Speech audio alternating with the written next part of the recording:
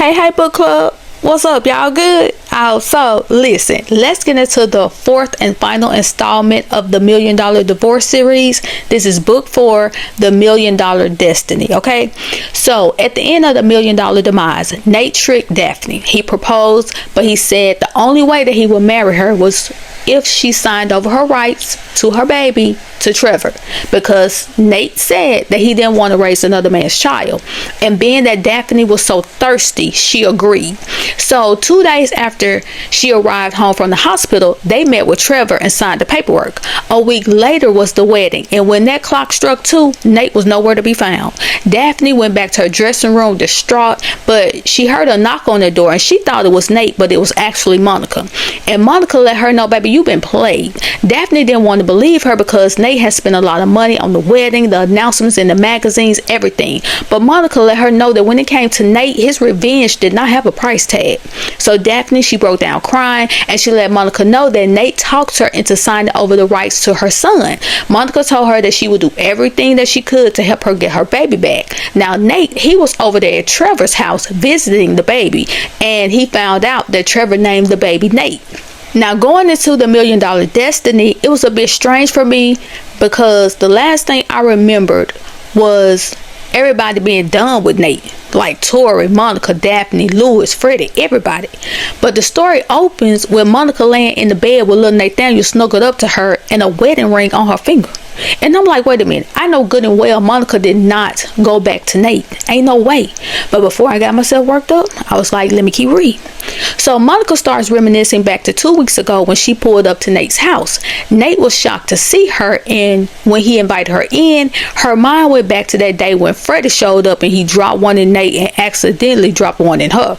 But Nate, he pulled her in. He was just overjoyed because remember, he wanted Monica back. But as he was standing there holding her around the waist, she was telling herself that she couldn't break. If she wanted to get little Nathaniel away from Nate, she would have to be just as conniving and cold and heartless as he was.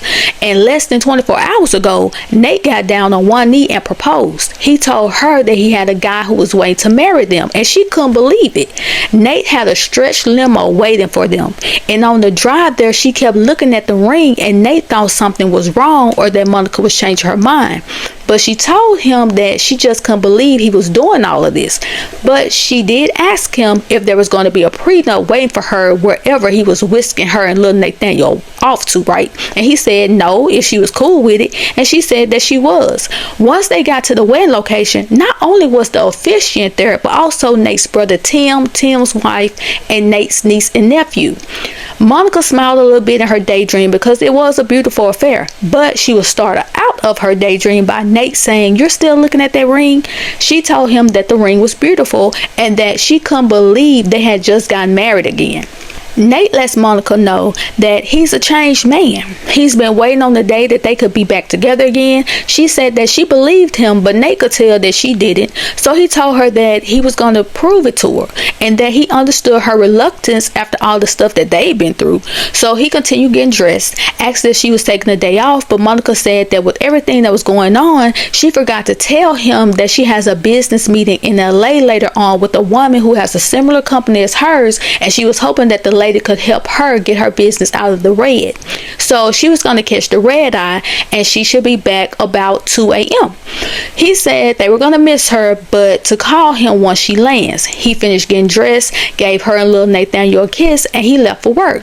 Now Monica stayed in bed listening to every move he made until he was out of the garage driving down the street. Then she went over to her phone, dialed a California number, and once the person finally answered, she asked if they were still going to pick her up from the airport. The person on the other end told Monica that she was, look girl, you wasting your time. Monica asked again, "Are you going to pick me up from the airport?" The person paused and said, "Yeah, I'll be there," even though they seem a little reluctant about whatever this is that Monica wanted to meet with them about. Now, continuing on to chapter 2. So you know, towards the end of the $1 million deception, Monica signed her house over to Louis. Louis and Layla, they moved in, and he asked Eva, that was the young lady from the DHS office who helped him get Layla back, to move in with him, because they had formed a relationship. So Eva and her daughter moved in with Louis. So he was downstairs waiting on Layla and Eva's daughter Tammy to finish their breakfast so that he could take them to school. But on their way out the door, they heard Eva scream. So Louis, he grabbed his piece from the kitchen cabinet and slowly walked upstairs. As he got closer up the stairs, he heard her scream again, and an image flashed across his mind of a man raping her. He took a deep breath before entering the room, but when he walked in, he saw that she was waking up from a nightmare. So he looked towards the window to make sure they were closed. He eyed Eva and nodded his head toward the closet, as in asking her, is anybody in there? And she wiped tears from her eyes and she shook her head, but he checked just in case. After making sure everything was okay, he went over to comfort Eva and let her know that no one was there and that she was safe. But she asked him, how did he know the men weren't coming back? He kissed her and said because he know that they're not coming back. But he could tell that she didn't believe him, so he pulled out his phone and called the Oak Park Psychiatric Institution and asked for Freddie Ford. And when Eva heard that name, she tried to run, but Louis pulled her close to him. And once Freddie got on the line, Eva really tried to get away then once she heard his voice. And Freddie kept saying, hello, who is this? Who is this? Stop playing on the phone. But Louis, he didn't respond. But Eva said, just hang up. That's when Freddie said, that you, Louis? But Louis then hung the phone up then. He looked at Eva and said, he's still locked up. That's how I know he's not coming. He'll never get out. Now, in the $1 million demise, remember, Freddie blamed Louis for how his life ended up. And he told him that he was going to pay him back, that he got some for him. And Louis, he didn't understand why Freddie had smoke for him when all Freddie had to do when Nate was blackmailing him was to come to Louis, let him know what was up, and they could have gotten over on Nate. But since Louis was the one who offered info to the police that helped them locate Freddie and Joni, Joni is the girl Freddie called to see if he could hide out at her place after what he did to Nate and Monica. But also, Joni ended up getting taken out when they met up with Nate for the ransom money. So what Freddie did while inside was connect with Joni's brothers. And he told them to break into Louis's house and rape Eva. So on the night the assault happened, Louis walked into a ransacked room with his girlfriend bruised, beaten, and bloody, sitting in a corner trembling and crying. The one thing that Louis didn't tell Eva was that Freddie had been threatening him, and that what happened to her possibly could have been avoided if he had taken Freddie seriously and taken better precautions. Now in chapter 3, we're going to catch up with Daphne and Trevor. So remember, Daphne got with Trevor when Nate ended things with her. Trevor was like a rebound, but Daphne, she ended up getting pregnant, and when she got back with Nate, she told Nate that she was pregnant by him. She had rationalized in her mind that since Nate and Trevor basically looked like twins, that would be an easy sell.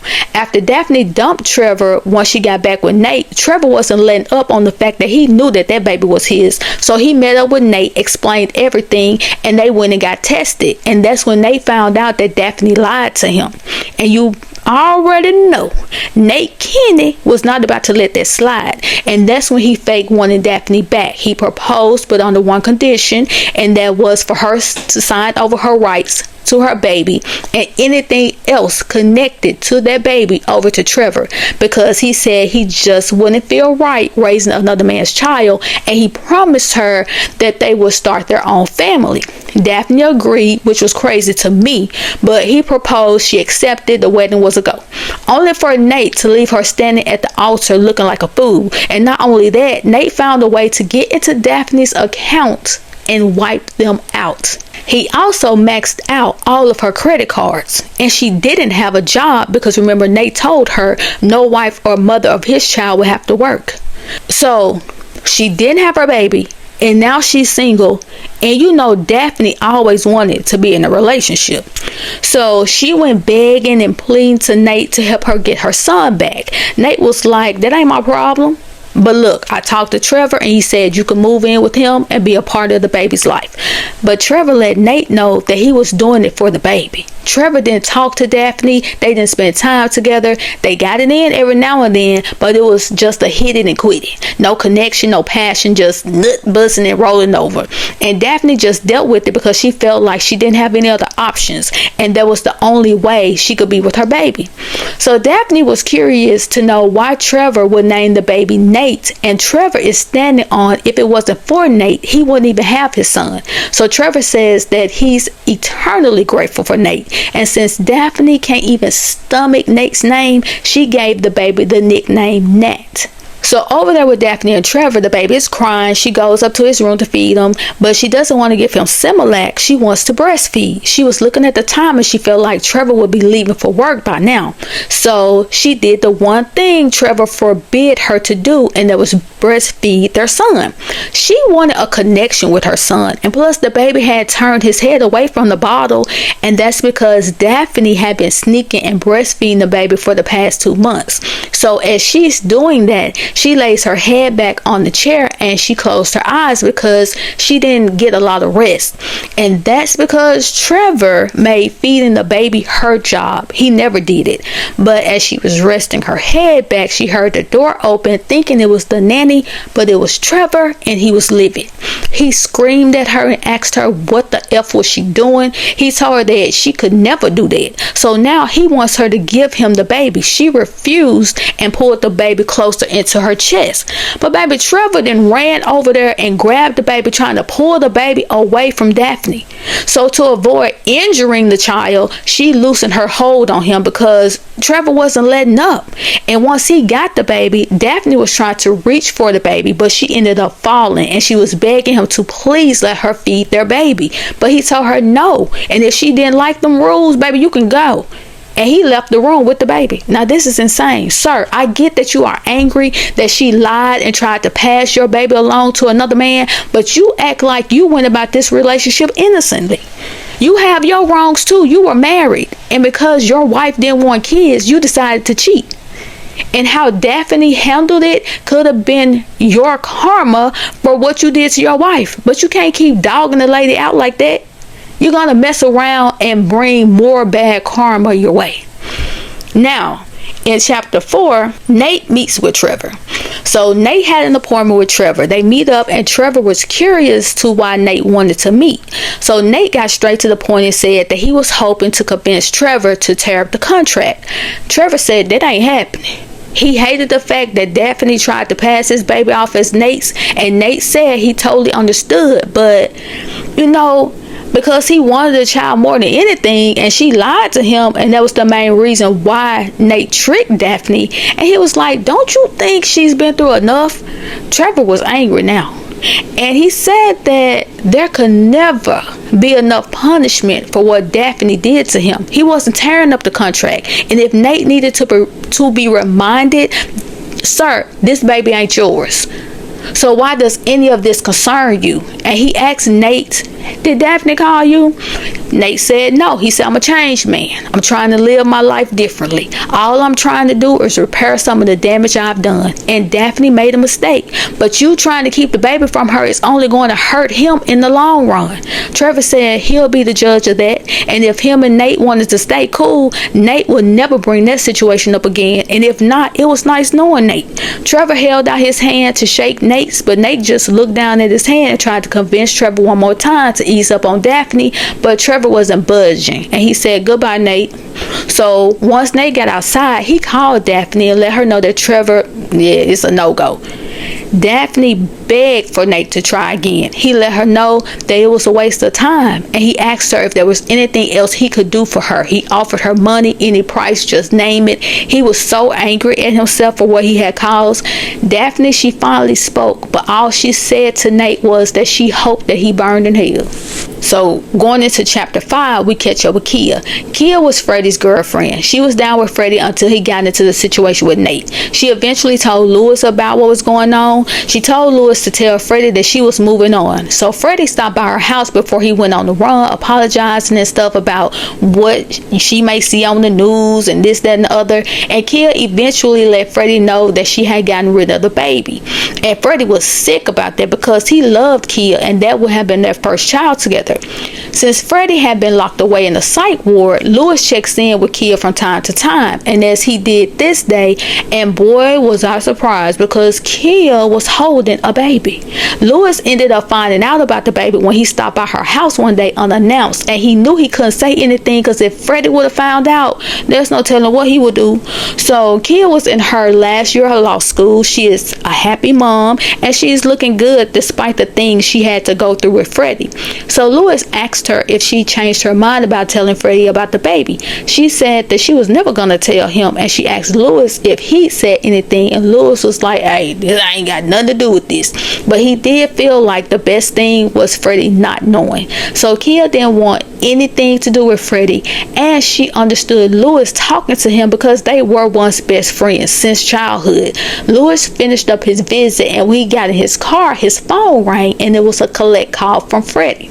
Freddie wanted to know how was Lewis going to call him and just hang up, and Lewis let him know that he just wanted to prove to Eva that he was still locked up. Freddie couldn't believe that Eva was still with him, knowing that Lewis knew that he was sending some guys for her, and Lewis told him that Eva did know that. Now I feel like that's a mistake, like why would you tell this man that? But Freddie thinks it's stupid for Lewis to still be telling lies and keeping secrets, so he says to Lewis, telling me lies is what got your girl gouged out in the first place. So he wanted to know if Lewis was keeping any other secrets. Lewis glanced back at Kia's house and said no. So Freddie says that's good because when he gets out, he has some unfinished business to handle, and he's going to start with Nate. And he said he'll probably handle Kia for getting rid of his baby and leaving him. He said he may even come at Lewis too. Lewis told him don't be making no threats like that, and Freddie assured him that they weren't threats, they were promises. And Lewis bet not let his guard down. Freddie said one day I may just be standing behind you. Baby, Freddie is insane and ain't nobody safe. Now in chapter 6, Monica goes to visit Freddie's mama. So Monica made a visit to see Mrs. Ford, Freddie's mama. She had her attorney reaching out to her to give a testimony, but Mrs. Ford she wasn't interested. Monica thought that she could persuade her, but that wasn't going to happen, especially after she realized that Monica was Nate's wife. She told Monica Nate took everything from her. The house that her husband bought for them 45 years ago, Nate bought the house from under them and had it demolished. She blamed Nate for the things he did to Freddie, the reason Freddie took little Nathaniel, and why Freddie is locked up. She said that Nate was the devil, and that was more the reason why Monica needed Mrs. Ford to give a testimony. But she wouldn't even let Monica get her words out. Mrs. Ford didn't want to hear anything else Monica had to say, so she showed her the door. But before Monica walked out, Mrs. Ford asked, haven't you and your husband caused my family enough pain? And that struck Monica in the gut, because even though she has a plan up her sleeve, her association with Nate makes her look just as guilty and evil. When Monica got in the car, she pulled out her tape recorder and played back her conversation with Mrs. Ford. She felt like that should be just enough to help make the case that she was building against Nate. Now, after she leaves Mrs. Ford, she stops by her store before catching her flight. The first voice she heard when she walked in was none other than Roland. Couldn't nobody sing her name the way he did. She went and gave him a hug, and he noticed the ring on her finger. He couldn't believe the size of that ring. He asked her if they had set a date, and Monica let him know that she was already married. He was like, well, dang, you don't waste no time, do you? Well, congratulations again, Miss Monica. Tabitha walked up, wanted to know what was the congratulations for, and Roland said that Monica had gone and got married. She's married now. He told Monica to show Tabitha her gorgeous ring, to which Tabitha gave the stank face. She was like, I know that's not from Nate, and I know you weren't stupid enough to accept it. Monica said it was, and they're married. Tabitha gave Monica the saddest and most disappointing look, because she had been there from the beginning with the Nate and Monica thing. Monica asked Tabitha if she had anything nice to say, and Tabitha said, yeah, what the F is wrong with you? Like, have you lost your mind or your memory? What the heck is going on? What are you doing? Monica avoids the obvious question and says she was just there to check on the store and she's wondering where are all of the customers. Tabitha says at Marshall's, where they can get a shirt for $20 versus $120. Now, tell me what the heck you're doing. Monica is getting irritated and she tells Tabitha to mind her business because she wasn't asking for permission or seeking her approval. She said there's a reason why she married Nate. There's something that has to be done. So now Tabitha really thinks Monica has lost it, because whatever she was planning, Tabitha, she didn't think it was going to be enough to get back at Nate. Tabitha didn't think anybody could be as evil as Nate, and she knew Nate didn't stop until he was satisfied. So she was scared for her friend. The whole time they were talking, Monica's phone kept ringing. She knew who it was, but she didn't answer. She told Tabitha she had to go, but she'll check back in later. When she got to her car, she called the number back. She tells Daphne, look, if I don't answer my phone, that means I'm busy. Daphne is in a state of desperation. She told Monica that she really needs her help because things were getting worse with Trevor. Monica reassured her that she was trying, but she only said it to help calm Daphne down, because Monica had several attorneys look over that contract that Nate had Daphne sign, and they all said that it was ironclad. Monica tells Daphne that she'll get back with her once she returns from LA. She said that she had to get the woman who was going to help them get back at Nate. Monica asked Daphne if she still had the credit card she gave her to take this lady around to get everything she needed for her part in the plan. Daphne said that she did, but she was still lost on what Monica was going to do. So Monica tells Daphne to hang in there and she'll see her later. Over there with Nate, him, Tim, and Lil Nate are at one of Nate's sites where he has purchased an old Singer sewing machine building that they were about, to have demolished because he wanted the land. Nate felt like the land would bring in a lot of profit because of where it was located. So Nate thought it was exciting seeing the legs knocked from under a building and it falling into a dust of smoke. Tim was unsure about having little Nathaniel out there. So Nate tells him, look, bro, loosen up. And he told him that he didn't congratulate him on his wedding. Tim said, yes, I did. Nate said, you stood there with a fake smile on your face. Tim wanted to know what did Nate expect, being that he called him the day before about a wedding and he didn't even know that Monica was back. All Tim wants to know is, what does Nate have up his sleeve when it comes to Monica? Nate says that he's with Monica because he loves her and he's a changed man. So Nate then tells Tim that you may want to go ahead and put that protective gear on because the blast gonna start him in less than 5 seconds. At the last horn, the dynamite went off and the building went down. Nate and Lil Nate, they were staring in amazement, cheering, but Tim never took his eyes off Nate because he didn't trust what Nate said, and he felt like with all of the mess Nate has done in the past, he just can't believe him, let alone trust him. Now over there at the psych facility where Freddie is, baby, one of the guards have helped him escape. The guard gave Freddie a uniform like the staff, a fake badge, and instructions. So when it was time for the guard to leave for the day, Freddie did everything he was told. He pulled his cap down, show your badge, nod, keep walking. He did that through 2 security gates. Freddie was nervous, but it actually was pretty easy. It worked. Once they made it outside, the guard told Freddie to get out of there because he was free. As Freddie was walking off, the man grabbed Freddie by the shoulders and told him if he was to get caught, he better keep his name out of his mouth. Freddie just stared the man up and down because what little fear he felt for him, it was gone. And he told him the only way they were bringing him back was in a body bag. Now, so the person that Monica was going to go see in California was Tori, but she almost didn't recognize her because she didn't look like the Tori she remembered. There were no neatly parted locks, designer clothes, expensive car, apartment. No, Tori looked like life had taken a hold of her and turned her every which way but loose. Or should I say Nate took hold of her. Tori lived in a very small apartment It was filthy. Food containers, dirty clothes, wine bottles everywhere. When they made it to her apartment, Monica was too disturbed to go in. Tori went straight to the fridge, pulled out a drink, and offered some to Monica, but Monica said she was good. Monica got straight to business, asking Tori to come back to Chicago with her. She even offered her $250,000, but Tori, she was like, nah, I ain't doing all that. She said she didn't want anything to do with Nate because he was an evil son of a bee. Monica understood all of that, but she needed Tori, so she offered her $1 million. She said that she would replace the $1 million that Nate stole from her if she would just help her.